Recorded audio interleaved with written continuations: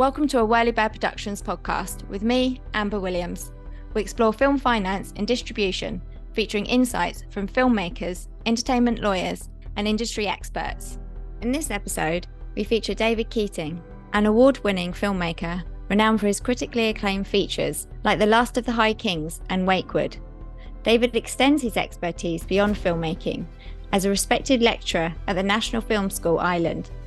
His role as a seasoned trainer involves conducting workshops for BAFTA, BFI, Screen Ireland, and Directors UK. Embracing the evolution of storytelling, David has recently ventured into the realms of virtual reality and extended reality. Today, David shares invaluable advice on pitching for filmmakers.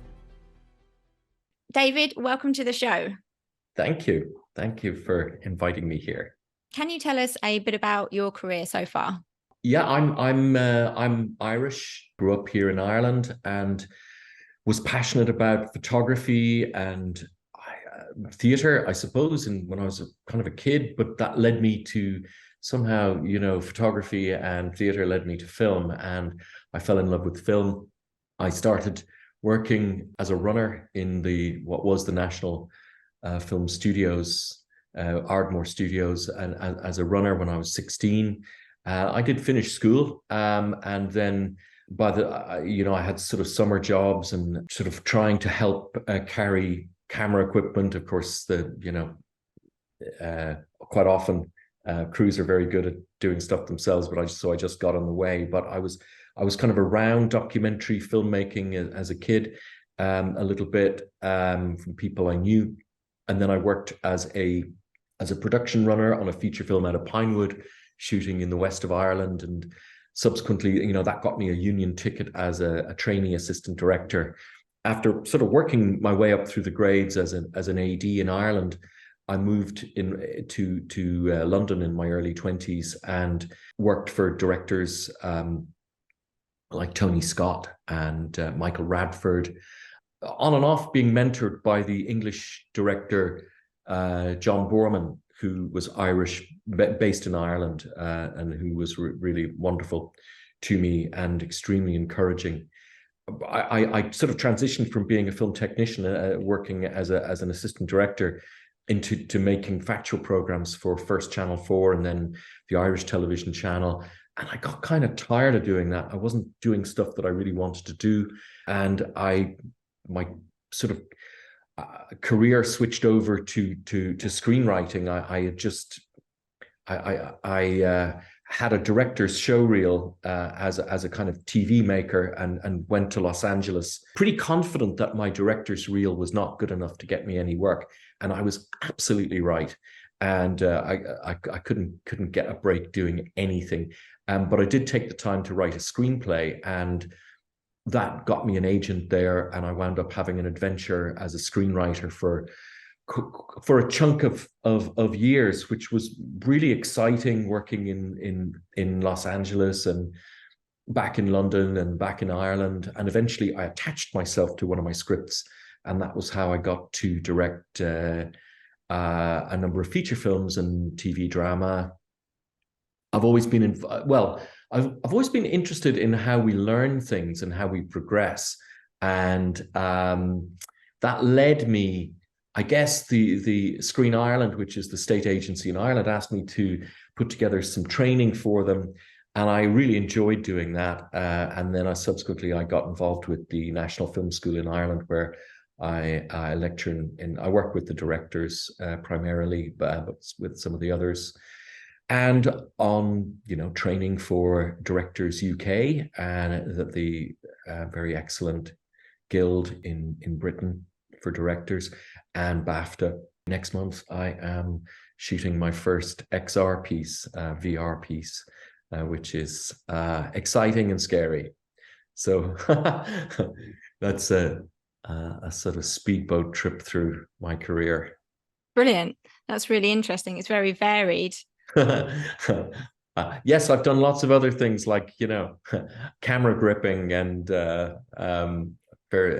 assistant editing and things like that too, thrown in. So there's all sorts of bits of the film industry that confuse and bemuse me. But when it comes to physical production, it's very familiar to me. I also spent a period of a year in there, actually in my late teens, training in physical theater in Paris. So when I got to start working with actors and subsequently directed some theater, that is probably the thing that excites me the most, is working with actors and working on performance. Was that after you did screenwriting? Do you feel like working with actors in the theatre helped with your screenwriting?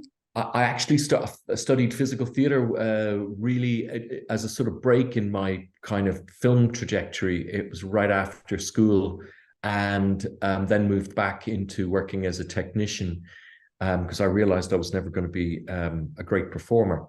But the stuff I learned then, I think I'm still using actually when I work with actors.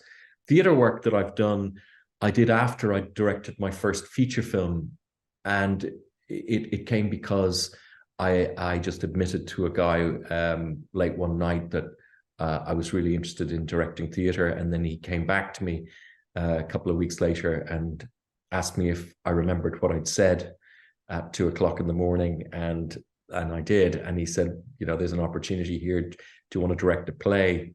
So again, massively steep learning curve. But I learned so much on those shows that I did in between my first and second features that I changed the way I make films. So I do love working live as well as on film.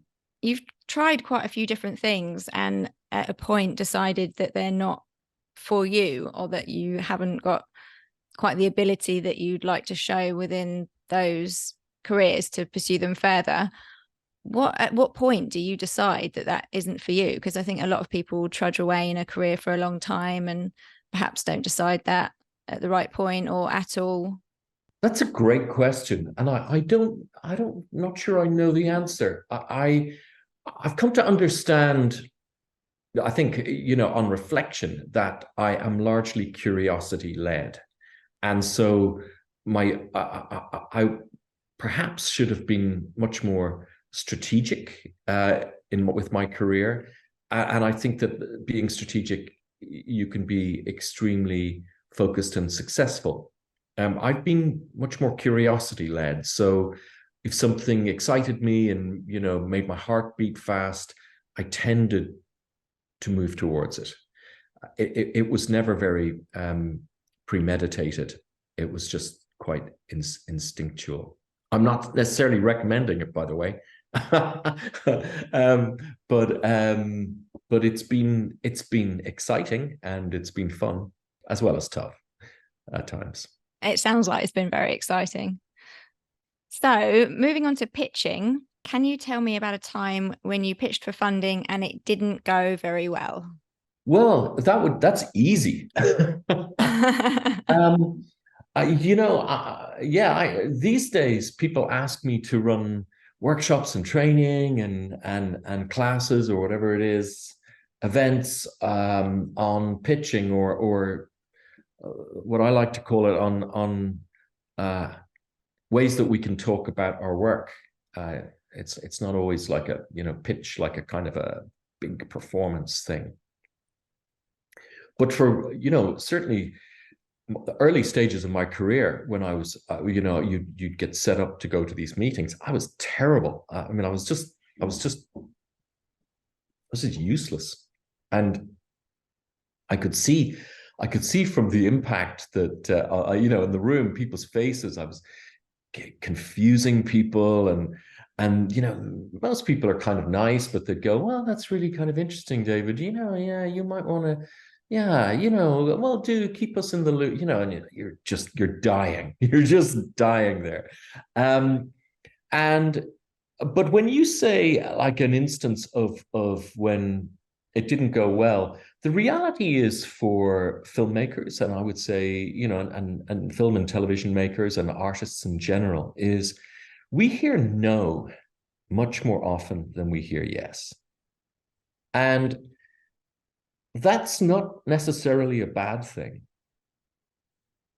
We may go in and feel as though we are being auditioned and our work is being auditioned, But when we can move into a headspace where we realize that actually this is just a meeting and we're finding out about each other, we're sharing information about our work and about ourselves, and we're finding out things in the room, hopefully, about the people that we're meeting with. And this is about finding common ground. It's about finding, this is what we all, generally speaking, need to do, is find people to work with, find people that we get on with and whose company we enjoy, or that we think it'll be exciting to work with and we can help each other. And I think of it more that way than being auditioned. So that has changed quite fundamentally. But to your question, I've fallen flat on my face in pitches so much more often than I have succeeded. But I did notice at a certain point that I was having more success. And I asked myself, so what's changed? And what had changed was my ability to be clear and memorable. And also, I think, to emotionally affect the people in the room. I think that made a big difference. How do you go about distilling themes, complex themes, into concise statements that resonate with producers and executives? Finding the theme of our work, I think is really helpful. And it tends not to necessarily be extremely obvious to us. Sometimes it is. I did an adaptation of a book once on a film that I made with Jared Leto and Christina Ricci and Gabriel Byrne. And it was very clear to me when I read this novel that it was a story about a family. And although it appeared to be a coming of age story, what it was really about was it didn't matter how dysfunctional a family was, as long as there was enough love to go around. And that was very clear to me as a sort of thematic subject. So when I was doing the adaptation, I was able to keep returning to that on a sort of daily basis and measure my choices against that theme. I would literally ask myself, does this choice, if I write this, or if we make this decision with the project, does it help us express the theme, or does it help us explore the theme, or is it kind of parallel to it or moving away from it? And if it was parallel or moving away from it, I usually came up with another idea. And if it was helping to explore the theme, then I took it seriously. So asking questions like, what is it that moves me about this? What is it that I'm trying to say to the audience? What is it that I think is really exciting to explore? These sorts of questions help you to unravel your theme or themes. When pitching to investors who may not be familiar with the filmmaking process, as producers are, how do you suggest filmmakers adapt their pitch to emphasize the business potential of their project?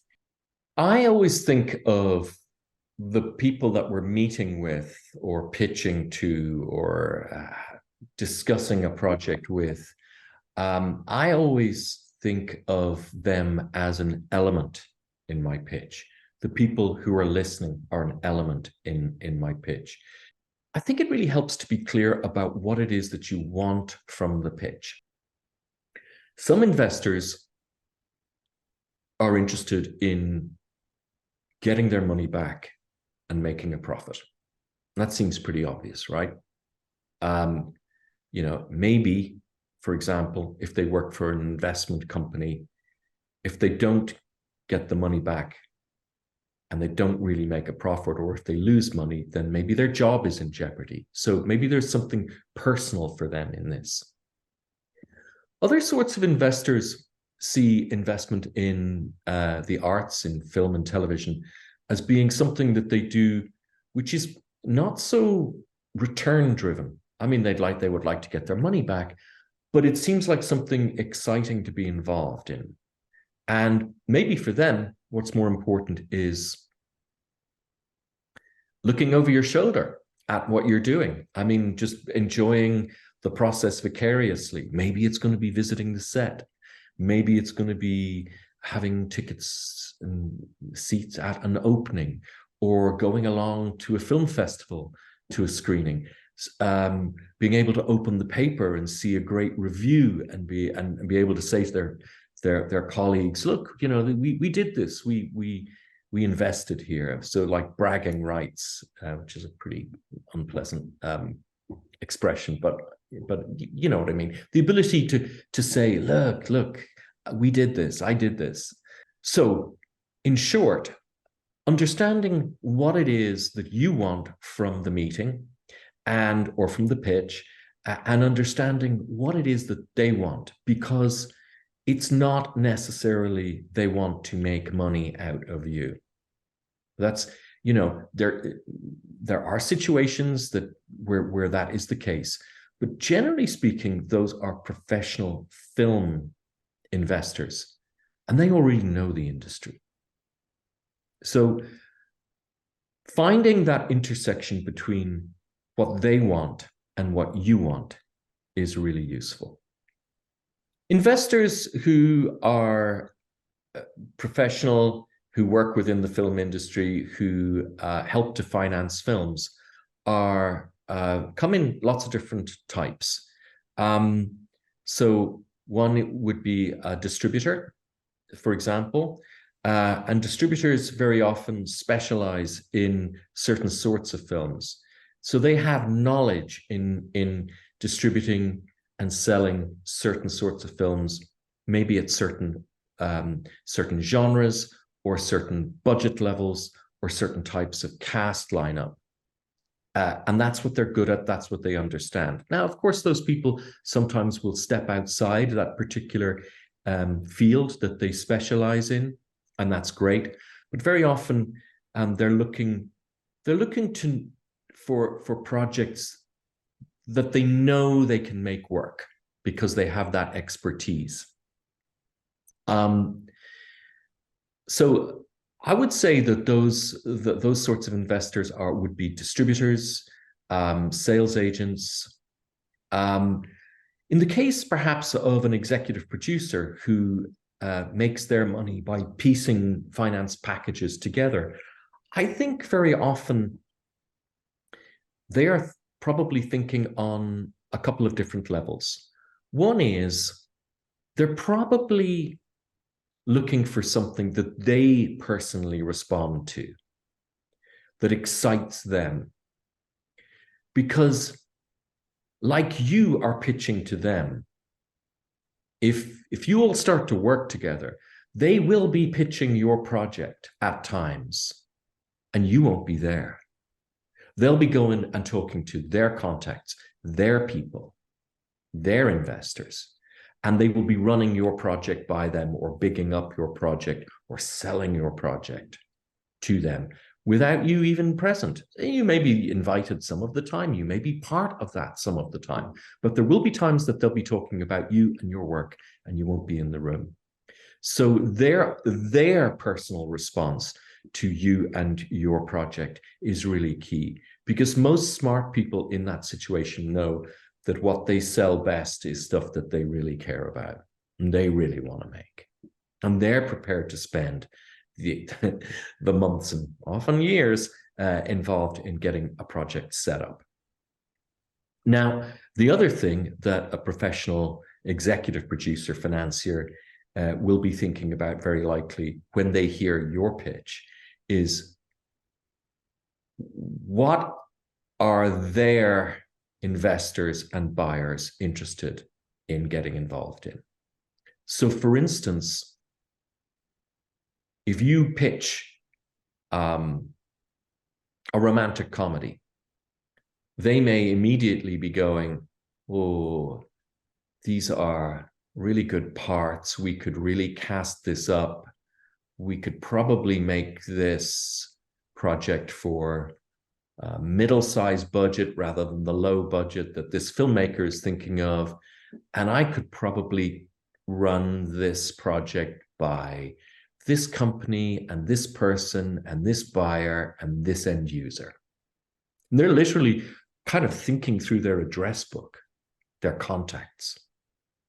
So that's something that will be going on when, really sort of in the back of their minds as you are pitching to them. So again, this comes back to when you are pitching, it's really useful to either have a sense in advance or figure out while you're doing it, what is it that this listener, this financier, this executive producer wants? What is it that they are looking for? What is it that will motivate them? Because honestly, there are people out there who really just want to be invited to a premiere. They want to meet the cast. That may not be that common, and they may not be, but there are there are high net worth individuals who invest in film and television, and that's really what the emotional draw for them.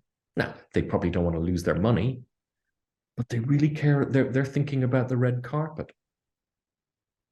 Other investors care not remotely about red carpets or even sometimes reviews or festival awards. What they care about is sales. So investors and buyers and producers and execs come in lots of different shapes and forms, but most importantly, with lots of different motivations and objectives. And being able to understand those is really going to help you pitch. Know who you're selling to. Yeah. So for private investors, where do you find them and how do you approach them for first contact? For private investors, I believe there are executive producers who specialize in this kind of thing. Maybe these EIS or schemes or other similar tax schemes. Sometimes there are consultancy firms like the big accountancy firms, sometimes the big law firms that have a media division. They have clients who are looking to invest in media, perhaps for tax reasons or perhaps for creative reasons. So if I was looking for a private investor, I would probably go to big accountancy firms, big law firms that have media divisions and who have clients that might be interested in this area.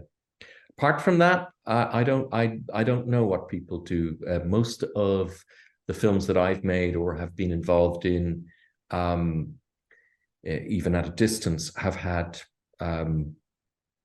professional industry investment. And I think that's probably a bit more common. How do you respond to feedback when you get it from wherever you get it from? Professionals in the industry or family? How do you approach feedback? Well, my approach to feedback is if somebody tells me the work is really fantastic, I assume they're really smart.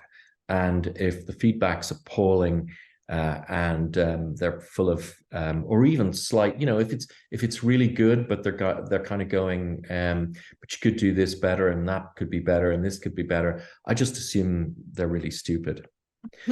No, that's not true. I think most of us have that person that I just described somewhere within us. However, I think the more we're able to park our ego and the more we're able to think about what do we ultimately want, the more we're able to hear feedback and let it be useful to us.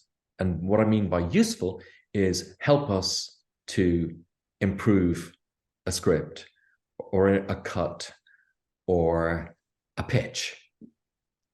And that is being able to perhaps hear criticism. And sometimes it's things that is uncomfortable. Things are said that are uncomfortable or that we may not understand. And our instinct may be to discount them. But what I would say is this: if you hear a note, a script note, or an observation on your work or on your pitch, and you hear it from more than one person, they may not be correct about their analysis, even if two people offer the same analysis. But if two people point towards an area or a thing that you're doing which isn't working for them, their analysis may not be correct, but it's pretty reliable to say that there is an issue here that you should pay attention to. So I learned from a really fantastic editor, Ray Lovejoy, years ago, that when somebody came in the room and watched a cut and looked at a scene and said, "Ooh, that's too long," he didn't hear that necessarily as "that's too long." What he heard was, there may be a length or a pace issue here. So he would go, "Okay, well, let's try it shorter. If they say it's too long, let's try it shorter. But if they say it's too long, let's try it even longer." So that you don't necessarily have to take the fine detail of people's feedback or notes too hard. Although if they ring true with you, great, do something about that. But essentially, people may just be giving you a heads up on their level of engagement or what's working for them. And, if you can park your ego and not take this stuff personally, feedback is an opportunity to make your work better. And it's really as simple as that. By the way, when you're giving feedback, you might just want to start with observations about what you noticed. I observed this, I saw this, I heard this. And if you feel it's really important to say that I liked it or I didn't like it, maybe you might want to say that later in your feedback, so that you leave your ego aside when you're giving notes or feedback or help. So that's kind of my general view on feedback. That was good. I really liked that answer. That was good. But, I think we do all have that person inside us that goes, well, if you think I'm great and you think my work is great, you are clearly a genius. And if you're critical, you're clearly a moron. But I think we have to, that person inside us, that one that I just referenced, I think we have to try and park that person and move them aside. Yeah, there's not much point in asking then, is there, if you're going to have that response? No, if you're just looking for kind of, confirmation bias, or you're just looking for people to kind of big you up and tell you you're great, it's not going to help you. And let's talk a little bit about log lines. I know when I saw you at BAFTA, you said that not everyone needs a log line in their pitch, which I'm sure will allow a lot of people to take a breath for a moment, because this is quite controversial. And a lot of people say you need a log line, you must have a log line, otherwise you don't have a script. And yeah, so log lines. Well, again, clearly, if you can't come up with a brilliant log line for your project, there is a problem with your project and there's a problem with you. Please give up filmmaking immediately. Is the general drift sometimes we get, which is that log lines, everybody's got to have a log line. I mean, it's like the guy who he was the head of acquisitions for a big US distributor. And when he saw my face fall when I was asked for the one line on my project, he said, well, if you can't express it in one line, what are they going to put in the TV listings? And, that shocked me at the time. So my take on log lines is pretty specific, but it's also, there are parameters. So I really believe in using log lines if you have a fantastic log line. But if I haven't come up with a great log line or even a good log line, I do not offer up a log line. And if somebody asks me, So what's the log line for this? And I haven't got a good one. I will say, yes, I haven't got one yet. Any ideas? Any suggestions? Now, that works pretty well, except when you're doing one of those online applications for funding that certain arts councils do, and there's a window and it says log lines 25 words or less, or something like that. And basically, unless you type something in there, you don't get you don't get to press next. You're stuck until you put something in there. And in that instance, you've got to put something in there. And I don't suggest you put in something about quick foxes jumping over lazy dogs or whatever, because it's just not going to help. So you're going to have to express something about your piece in one short sentence in that instance, and we do the best we can. But I resist rules in general. And specifically, I resist rules that say a pitch is not a pitch without a log line. Because honestly, a pitch, why do we even think pitching matters? Why is pitching important? Why is it important to be great at pitching? I mean, if I was to say to you, Amber, I've got a trophy here for the best pitcher, of the show of the year. It's a beautiful trophy and there's a fantastic red rosette for you. You can be, champion pitcher. Or I said to you over here, over on this side, you can do a pretty mediocre pitch, but it's enough to get you your financing. Which would you go for? Me, I'd go for the financing. So to be honest, how good does your pitch have to be? Your pitch has to be good enough to get the result that you're looking for. And very often, the result that we're looking for is to move our project forward. Yes, of course, it would be fantastic if we pitched, if we go out to pitch the very first time and we pitch a project, it takes us 15 minutes and they hand us over a big sack of cash. That would be great. But realistically, very often we go to pitch to meet people, to find other people to work with, to find companies that might be interested. And if somebody offers us another meeting, we'll be happy. So I would just say that a pitch has to be good enough to move your project forward and or to get the result that you're looking for. And we have to pitch many, many more times and talk about our work and ourselves many, many more times than we get to hear, yes, fantastic, we're doing this. And we should be okay with that. We should be okay with no.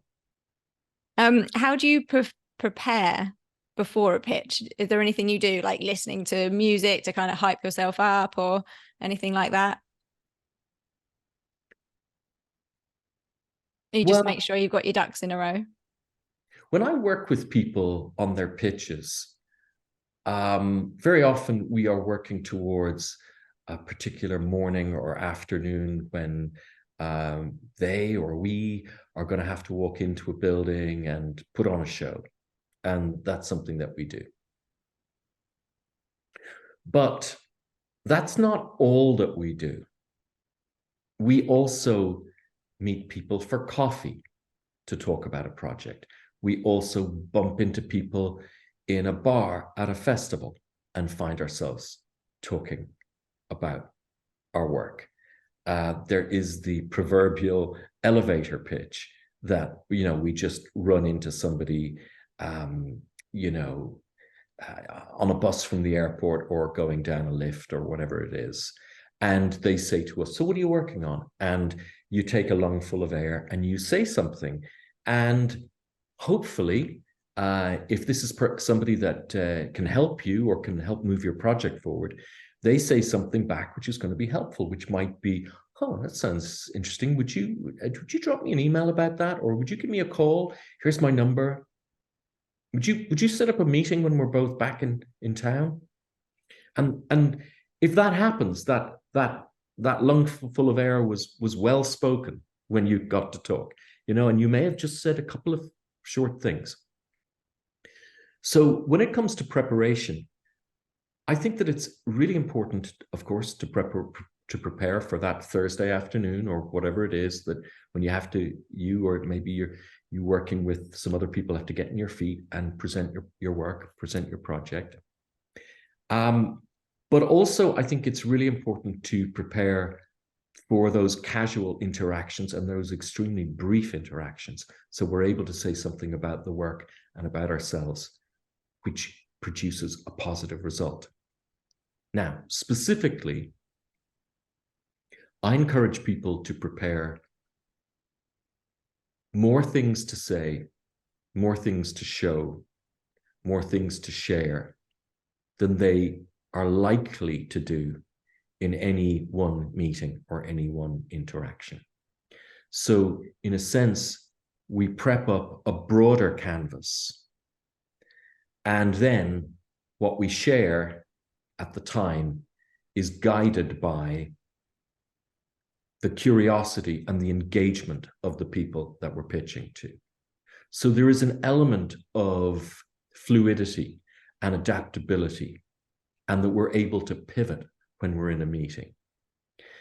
That's also to do with my own preference. I don't like to listen to pitches that just feel like it's the same old show that's happening kind of, every afternoon this week in offices all over the city, that I happen to just be the pair of ears on the Thursday afternoon when I'm listening to pitches. I love it to feel as though this is specific to this afternoon, this moment, this office, this interaction, because this is a human thing we're doing. It's essentially a conversation, even though it feels a bit more like, a short play or an after dinner speech. But I would encourage people to move away from the after dinner speech approach to pitching. And to do that, what we can do is prep up more elements and more things to say and show and share than we will necessarily use in the moment when we're doing it.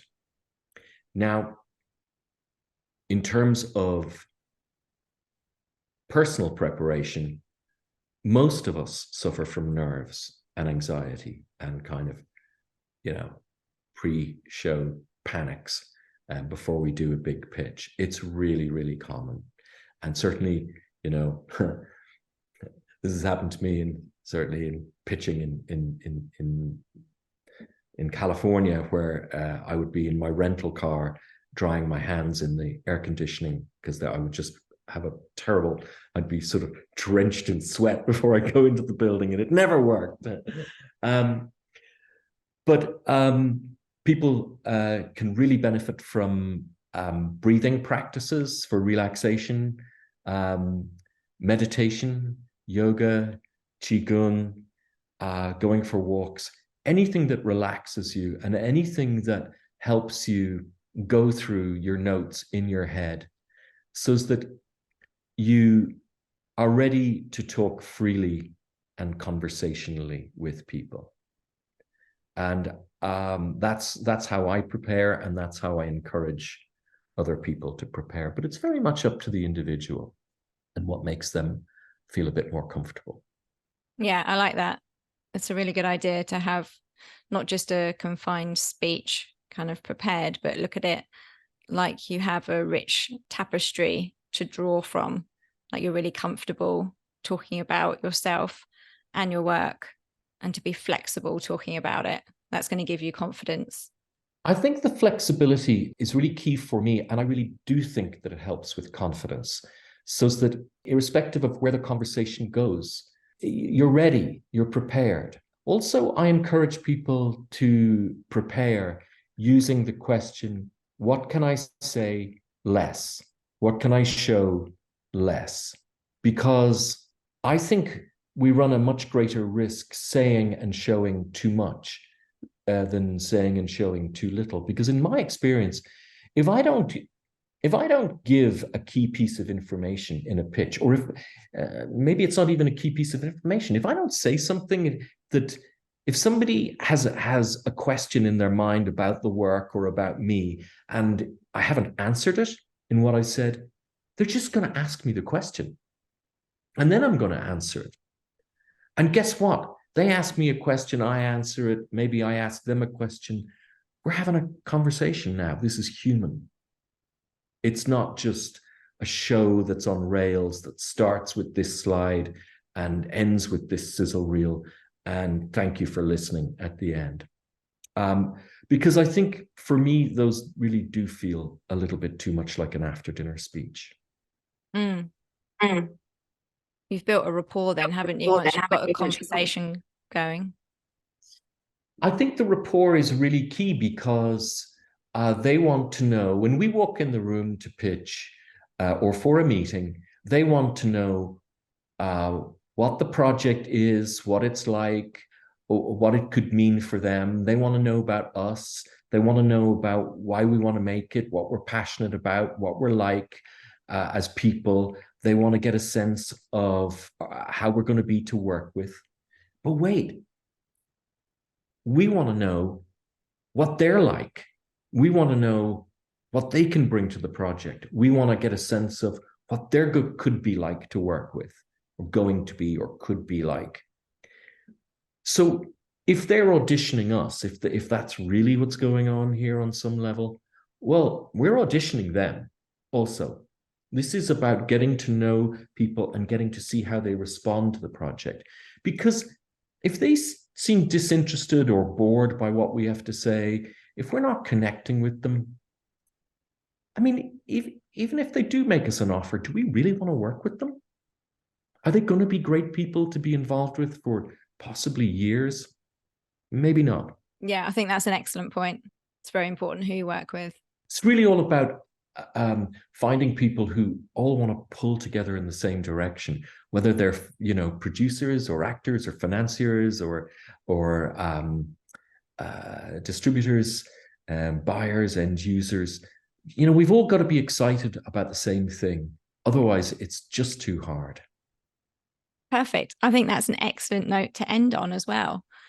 So we have used our entire hour here, which is a shame.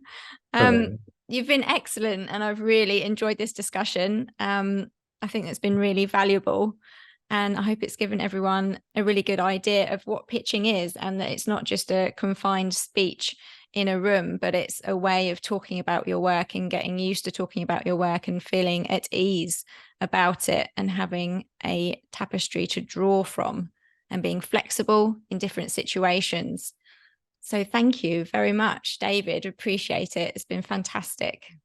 Well, thank you very much for having me here. And it's been really fun speaking with you, Amber. Thanks a lot. Thank you. If you're enjoying this content and you're finding it valuable, please subscribe to our Patreon page. Without your contribution, the podcast will come to an end. You can find the link through our website, Productions/podcast, or our Instagram page, Film Finance Podcast, and follow the link in the bio. Thanks for listening.